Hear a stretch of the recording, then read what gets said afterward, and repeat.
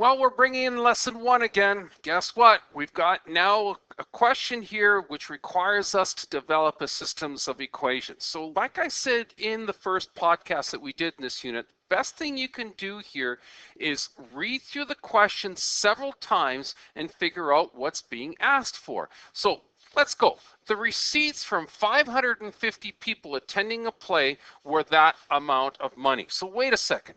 This is people, this is money. So know the difference. When you're talking people, you're talking numbers. When you're talking money, you're talking cash. You're talking cash. So keep these two things separate. Now it says the tickets cost. Look at that. You're talking cash. $20 for adults, $12 for students. So now you've got adults, which we'll call A, right? You got students, which we're going to call S, going to this. We don't need X's and Y's again. Let's just use the numbers or the letters that are there. All right, so $20 for adults plus $12 for students. Okay, now think about this. Does that equal to 550 people or does that equal to $9,184? Well, think about it. You're talking money. You're talking money. So it equals to money. $9,184. Look at that. Imagine putting this crazy thing on your calculator and figuring out the windows for that. That's just going to be ugly. Algebra is the way to go on this one. Now, check out the next thing here. It says, find the number of adult tickets and student tickets sold. Well, wait a second.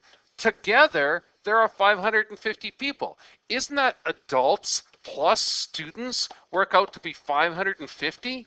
You betcha. And guess what? There is your system of equations. Isn't that cute? Isn't that awesome? So now all you have to do here is you have to solve for A or S and substitute back in. Well, wait a second. Hold on. Which one are you going to solve for? You know what? I'm going to solve for A. Let's solve for A. So that means looking at this one, A plus S equals to 550. I'm going to subtract S from both sides. Okay, now I'm going to get an equation here that's going to be A equals to 550 minus S. Now, what does this mean now? Oh, okay, simple. Wherever I saw an A in the other question, right up here, there's my A right here. I'm just going to put this guy and substitute him right into here. So here we go. 20, there's the substitution, plus the 12S that we had before equals to 9184. Okay, so here we go. 20 times 550 minus S plus 12S equals to 9184. Now, let's clean this thing up a little bit so I don't get interference from the other equation here. Okay, so there it is. That's my system that I've done my substitution. Now I'm going to solve this puppy. Okay, so here we go. Multiply that, we got to distribute. So I'm going to bring up my calculator for this to make sure that I'm not going to make a mistake. And I know it's 20 times 550. So there's my calculator. 20 times 550. That's going to give us 11,000. Okay, 11,000 it is. Here's 11,000. Right? Minus 20 times S, 20S, plus the 12S that's still there, equaling to 9,184. Now, combine like terms. So I'm going to get 11,000. 20S and 12S gives me minus 8S equals to 9184. Now, wait a second. Before I solve this, we're talking the number of students. So can I get a decimal here? Probably not. You can't have a 0.3 of a student. They have to be whole numbers. So if I get a whole number when I solve this, I know I'm doing something right. So let's subtract the 11,000 from here, from both sides. 11,000 from both sides. Okay, that's going to cancel that out. That is going to give me minus 8S equals to, well, I'm going to bring up the calculator again. Right? There's my 11,000, and my other number here is 9184. Okay, so 9184, subtract that 11,000. Okay, gives me a negative 1816.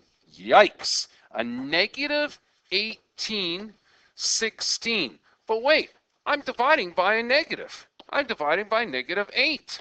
Okay, that cancels, leaving me S equals to negative 1816 divided by negative 8. Well, there's a number already there, so I'm just going to hit divide by negative 8. And boom, I get 227. That gives me exactly 227 what? That gives me exactly 227 students. Isn't that cool? Now, all I have to do now from there, from 227 students, is go back to my original equation, which was this, and find out how many adults I have. And remember, adults plus students worked out to be 550. And I said how many students again? 227, right here. Okay, so 227, I'm going to put in right here. And look at this. Look at this. 550 is the total number of people. I can figure out what the adults are real simple. Subtract 227 from both sides.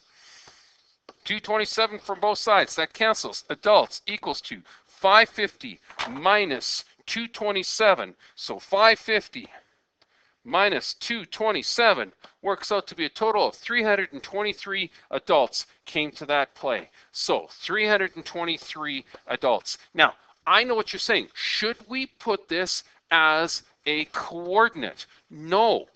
The reason why is because we're not talking X and Y values here. We are talking adults and students. So I would say 323, I'd finish it by saying adults.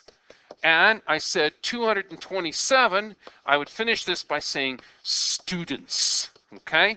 And that's what was sold for each one of these, all right?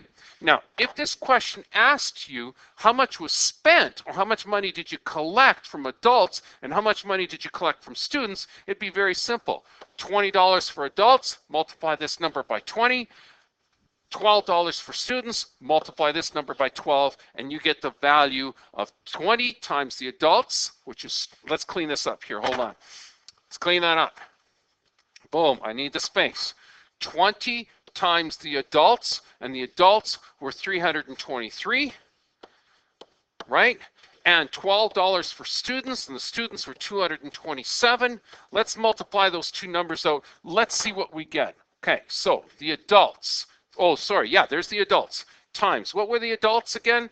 The adults were how much? The adults were $20, okay? So multiply that by $20 times $20, and you get $6,460 for this guy, $6,460 for that guy, and then 227 times 12, 227 times 12, 227 times 12 works out to be 2,724. 6460 and 2724.